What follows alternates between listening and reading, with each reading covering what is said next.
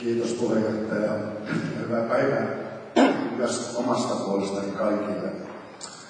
Nuo ensimmäiset esitykset oli niin mielenkiintoisia, että ehkä vähän pasmat sekosivat, mistä minun piti puhua. Ja Elli Aaltonen muisteli niitä hyviä aikoja. Nythän tilanne on sen verran avoin kaikessa lainsäädännössä ja muuten, että mieluummin niistä vanhoista hyvistä ajoista puhuu kuin tulevaisuudesta. Äskeinen esitys toi mieleen jalkapalloilijan uraani, sen ryhmän henki ja asiat, mitä siellä tapahtuu, on tosi tärkeitä. Tämä on kaikille, mitä erityisesti nuorille pojille. Mutta yritetään ottaa tästä aiheesta kiinni kuitenkin. Puheenjohtajan kanssa tuossa kuskuteltiin, että olemme jonkun verran aikataulusta jäljessä ja tätä typistelen ja supistelen sopivalla tavalla toivottavasti. Sitten saadaan aikataulua kiinni. Lainsäädäntö ja lait ja auttavatko me osallistumaan vammaisia henkilöitä, sehän on niin aiheena suurin piirtein. Siinä tuli mieleen se vuosi 1981 täysi osallistuminen ja tasa-arvo YK-vammaisten vuoden. Teema oli siellä Helsingissä ollessa alkuun, ennen kuin olin Petsonainen, niin tämän vammaisten vuoden Suomi-komitean yhtenä sihteerillä. Ja siellä tuli jo paljon asioita esiin, mitä Suomessa pitäisi edetä. Ja sillä tiellähän me olemme menossa edelleen, mutta matka on vielä kesken. Tuossa jos ajattelee, että lait, kun tehdään vaan lisää hyviä lakeja, niin asiat tulee sillä kuntoon.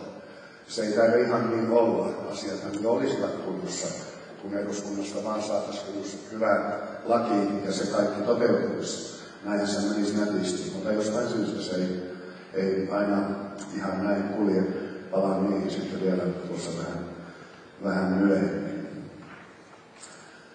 Niin kuin arvaatte, niin katselen tätä aihepiiriä kehitysvammaisten kannalta. Siis kehitysvammaisten ihmisten osallisuuden kannalta. Ja laki on siinä ja lait, yksi tärkeä seikka toki, mutta ehkä vähintään yhtä tärkeää on sitä, että miten me kansalaiset kaiken kaikkiaan, suomalainen yhteiskunta, millaiset asenteet meillä on vammaisuuteen ja tähän yhteisen asian edistämiseen. Ehkä lainsäädäntökin sieltä sitten kumpuaa, jos kansalla on tahto muuttaa asioita. Se on vaan hidas, pitkä tie. Vielä yksi asia, joka liittyy asioiden hoitamiseen ja eteenpäin menemiseen, on se, että vuosikymmenen muutossa ovat lait muuttuneet, asenteet ovat muuttuneet, mutta ehkä eniten ovat muuttuneet Suomen kehitysvammaiset ihmiset. Äskeisen esityksen pohjaan oli se koulunkäynti ja ne lapsuus-nuoruusajat, niin se on tosi tärkeää ja siitä sitten aion kertoa lisää. Mutta kaiken pohjalla sitten vielä on siis lait, asenteet, vammaiset, kehitysvammaiset itse, on tämän rahoituspalvelujen rahoittaminen ja tämä rahapula, joka meillä on aina ollut vieraana. Tuossa aamulla, kun ajelin vieksimään tänne päin, niin mietin, että tätä esitystäkin siinä hieman, että mistä puhuisin, niin radio oli päällä ja sieltä alkoi kuulua mielenkiintoista uutista. Puhuttiin, että miljardi euroa panostetaan hyvinvointipalveluihin. Silloin kun olin tekemässä vammaislakien yhdistämistä, niin mielikuva jäi 6-7 vuotta sitten, että kehitysvammaisuuteen ja kehitysvammaisten palveluihin käytettiin silloin vähän yli 500 miljoonaa euroa veronmaksajien rahaa. Eli miljardi, 1000 euroa, sehän tuntui hirveän suurelta rahalta, että mitä nyt on tapahtumassa. Ja kun kuuntelin sitä uutista, en päässyt syvälle, mistä oli kysymys muutamasta ensimmäisestä lapsesta. Mutta sitten tuli se, että se tehdään hyvinvointipalveluihin, esimerkiksi tiedottaan ja tällaiseen uinteihin ja muuhun kaikkein mukavaan hyvinvointiin. Ja näin äitienpäivän jälkeisenä päivänä ilahdutti se, että puhuttiin, että tämä tulee karvapuolueen hyväksi.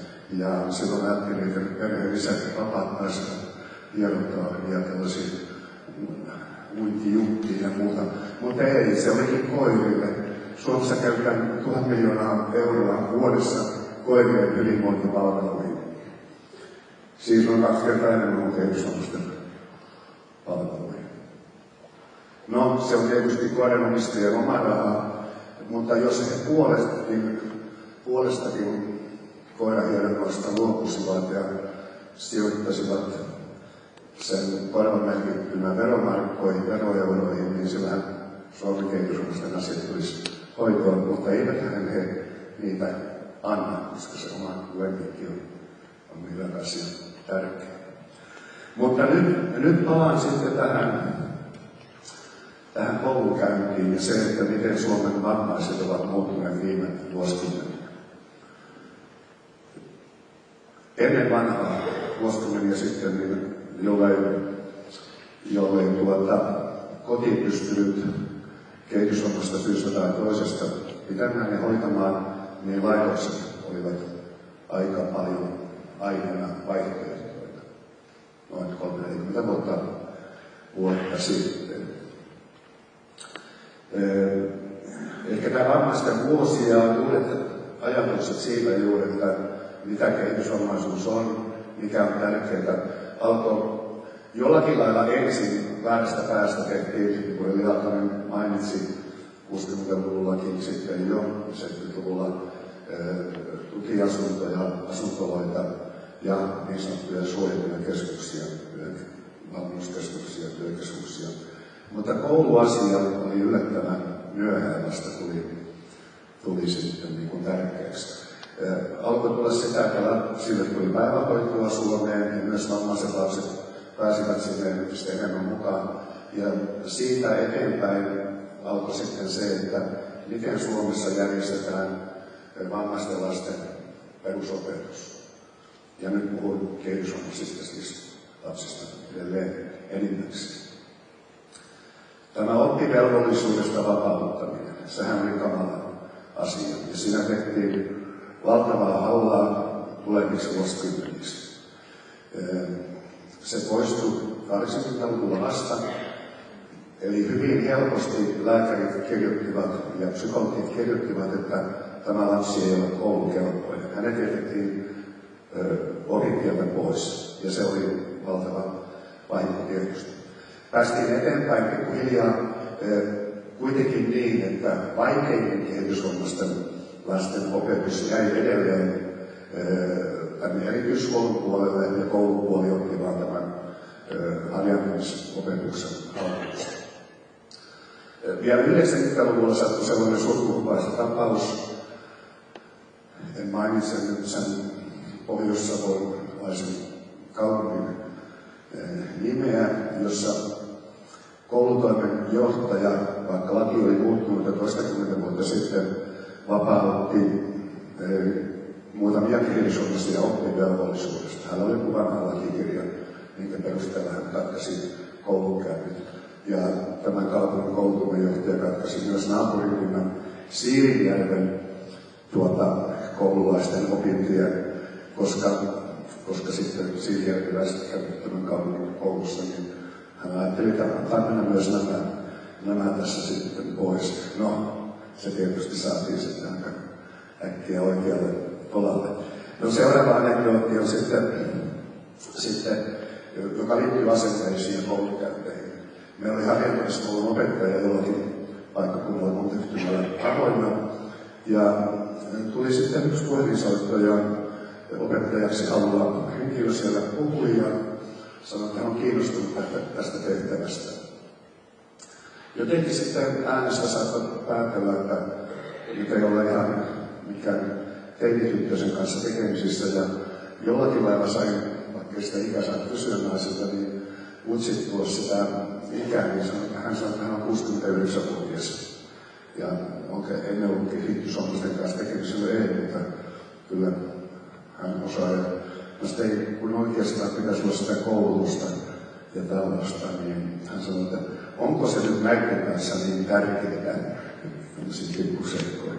Niin se kertoo sitä asenteesta, mikä oli, että kehitysvammaisten oppiminen ja opetus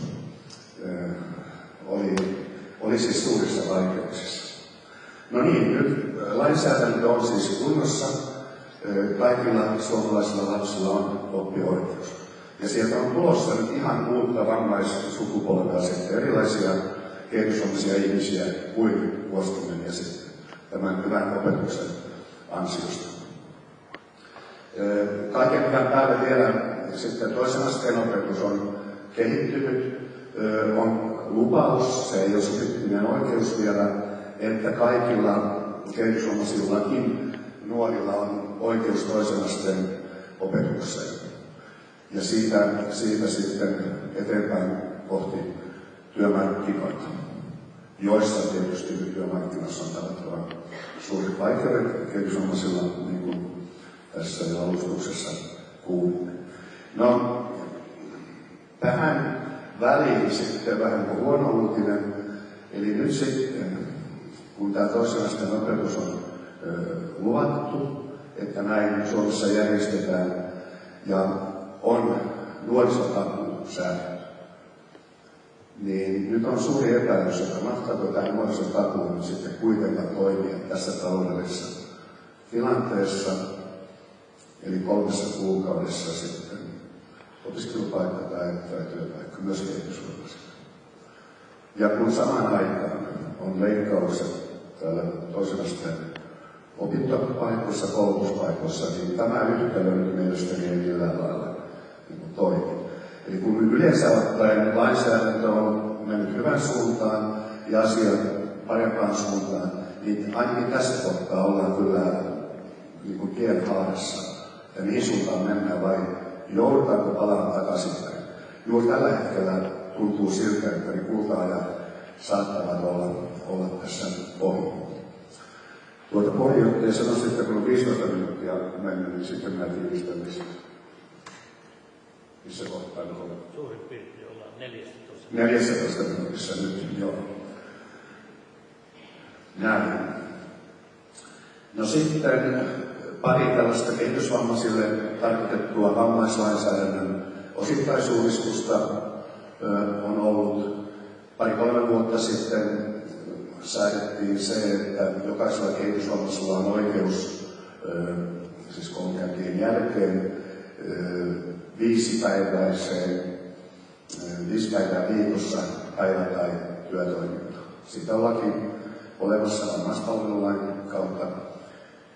Se nyt ei käydä ihan toteutua. Eli tässä tullaan juuri siihen sitten, että tässäkin on hyvä tarkoittava hyvä laki säädetty tai pykälät säädetty, mutta jostain syystä se ei toteudu ja se toteutuminen tuntuu olevan hidasta. Samoin tähän osallistumiseen ja yhdenvertaisuuteen tähtäisi voimakkaasti se, että kehitysvammaiset pääsevät henkilökohtaisen avun piiriin. Tässä oli aika kova vastustusta kustannussyistä, muun muassa Kuntaliiton puolelta, ja jollakin lailla tämäkään ei ole ihan täydellistä. Siinä on menty kyllä eteenpäin, mutta edelleen kuuluu eri puolta Suomea ajatuksia siitä, että oikeusteitse kehitysvammaisten perheet joutuvat hakemaan tämän selvän lakisääteisen turvan sitten henkilökohtaisen apuun. Ja joku kunta saattaa tehdä suurin piirtein samanlaisia kielteisiä päätöksiä peräkkäin. Ja tämä lainsäädännön kautta se tie on tietysti kovin niin kuin pitkä. Mutta parempaa suuntaan sekin. Meillä on valmistelussa nyt sitten muun muassa yhdenvertaisuuslaki, pakkotoimilaki ja vammaislakien yhdistäminen, joka 2 erillistä vammaislakia aiheuttaa epäselvyyttä ja epätietoisuutta tuolla kentällä. Ja se antaa myös sitten, jos kunnan talous on tiukalla, mahdollisuuden siellä hiukan toimia ja pelata niin, että mahtaako tämä etuus nyt kuulua ja onko tämä nyt kehitysvammalain tarkoittama maksuton etuus vai pitääkö maksuja periä. Mutta kuitenkin kehitysvammalaki 78 säädetty on ollut minun mielestä Suomen kehitysvammaisten kannalta menestystarina.